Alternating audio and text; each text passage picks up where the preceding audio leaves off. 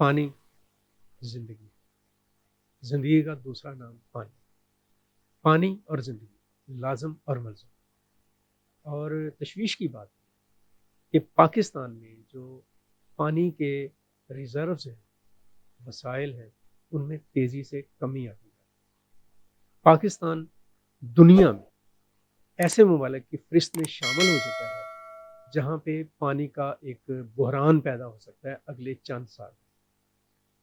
اگر آپ تھوڑا سا جائزہ اور اندازہ لگائیں تو آپ کو پتہ چلے گا کہ ہمارے جو زیر زمین پانی کے ذخائر ہیں وہ تیزی سے کم ہو رہے ہیں اور ان کی ڈیپتھ میں اضافہ ہو رہا ہے، اور جو ہمارے ویسے بھی پانی کے وسائل ہیں ان میں کمی آ رہی ہے۔ یہ ہماری قومی حیات کا مسئلہ ہے، یہ ہماری وجود کا، ہماری بقا کا مسئلہ ہے، اور پانی کے بغیر زندگی کا تصور نہیں ہو سکتا۔ ہم پر ذمہ داری عائد ہوتی ہے کہ ہم نہ صرف اپنے لیے بلکہ اپنی آنے والی نسلوں کے لیے پانی کے ذخائر کو محفوظ کریں، اور پاکستان میں جو پانی کے ذخائر ہیں ان میں اضافہ کریں، ان کی کیپیسٹی بڑھائیں۔